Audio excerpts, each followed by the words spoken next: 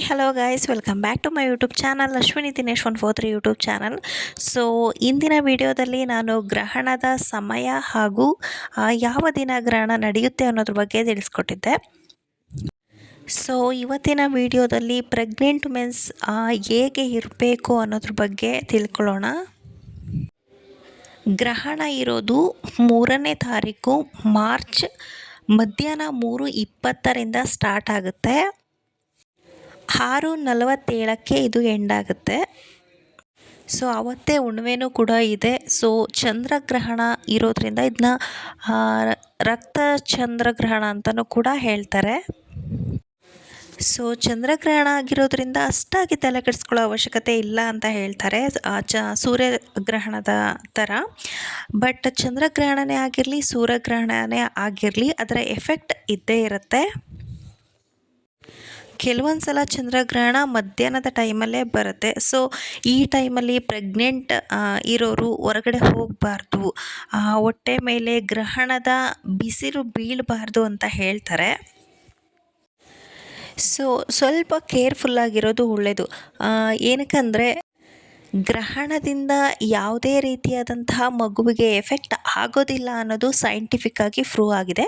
But ಎಲ್ಲದನ್ನೂ ಕೂಡ ಸೈಂಟಿಫಿಕ್ಕಾಗಿಯೇ ನೋಡೋಕ್ಕಾಗೋದಿಲ್ಲ. ಕೆಲವೊಂದು ನಂಬಿಕೆಗಳು, ಆಚಾರಗಳು ಹಿಂದಿನ ಕಾಲದಿಂದನೂ ನಡೆಸ್ಕೊಳ್ತಾ ಬಂದಿರ್ತೀವಿ.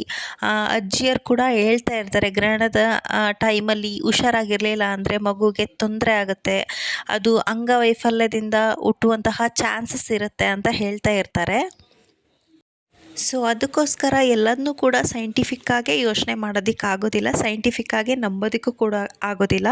ಕೆಲವೊಂದು ಪವಾಡಗಳ ರೀತಿಯಲ್ಲೂ ಕೂಡ ಕೆಲವೊಂದು ಘಟನೆಗಳು ನಡೆಯುತ್ತೆ ಸೈಂಟಿಫಿಕ್ನ ಮೀರಿ.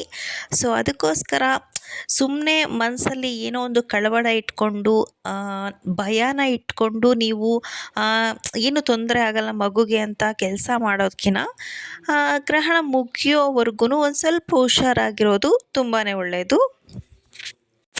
ಸೊ ಅಜ್ಜಿಯರೆಲ್ಲ ಹೇಳ್ತಾ ಇರ್ತಾರೆ, ತರಕಾರಿ ಕಟ್ ಮಾಡಬಾರ್ದು, ಆಮೇಲೆ ಕಟ್ಟಿಗೆನ ಮುರಿಬಾರ್ದು, ಬೇರೆ ಯಾವ ಕೆಲಸ ಕೂಡ ಮಾಡೋದಕ್ಕೆ ಹೋಗಬಾರ್ದು, ಇದರಿಂದ ಮಗುಗೆ ತುಂಬಾ ಎಫೆಕ್ಟ್ ಆಗುತ್ತೆ, ಮಗುಗೆ ತೊಂದರೆ ಆಗುತ್ತೆ ಅಂತ ಹೇಳ್ತಾ ಇರ್ತಾರೆ. ಸೊ ನಾವು ಎಷ್ಟೇ ಮುಂದುವರೆದ್ರೂ ಕೂಡ ಇದೊಂದು ಕೆಲವೊಂದು ನಂಬಿಕೆಗಳನ್ನು ನಾವು ಪಾಲಿಸಲೇಬೇಕಾಗತ್ತೆ.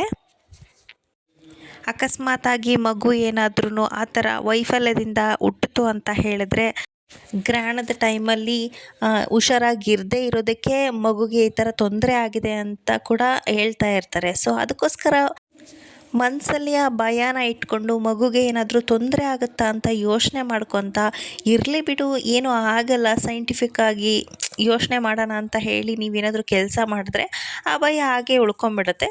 ಸೊ ಹುಷಾರಾಗಿರೋದು ಒಳ್ಳೆಯದು. ಗ್ರಹಣ ಒಂದಿನ ಮುಗಿಯೋವರೆಗೂ ಹುಷಾರಾಗಿದ್ದರೆ ಆಯ್ತಲ್ಲ. ಸೊ ಮೈಂಡಲ್ಲಿ ಯಾವುದೇ ರೀತಿಯಾದಂತಹ ನೆಗೆಟಿವ್ ಥಾಟ್ಸ್ ಕೂಡ ಬರೋದಿಲ್ಲ.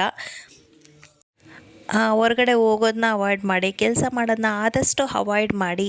ಸೊ ಹಸುಕೊಂಡೇ ಇರೋಕ್ಕಾಗಲ್ಲ ಅನ್ನೋರು ಆರಾಮಾಗಿ ಸ್ವಲ್ಪ ಊಟ ಮಾಡಬಹುದು, ನೀರನ್ನು ಕೂಡ ಕುಡಿಬಹುದು. ಬಟ್ ಜೀರ್ಣ ಆಗದೇ ಇರುವಂತಹ ಫುಡ್ಡನ್ನು ತೆಗೆದುಕೊಳ್ಳೋದ್ರಿಂದ ಜೀರ್ಣಕ್ರಿಯೆ ಮೇಲೆ ತೊಂದರೆ ಆಗ್ಬೋದು. ಸೊ ಅದಕ್ಕೋಸ್ಕರ ನಾನ್ ವೆಜ್ನ ಅವಾಯ್ಡ್ ಮಾಡಿ ಆದಷ್ಟು ತರಕಾರಿಗಳನ್ನು, ಹೆಚ್ಚಾಗಿ ಇರುವಂತಹ ಆಹಾರಗಳನ್ನು ಸೇವಿಸಿ.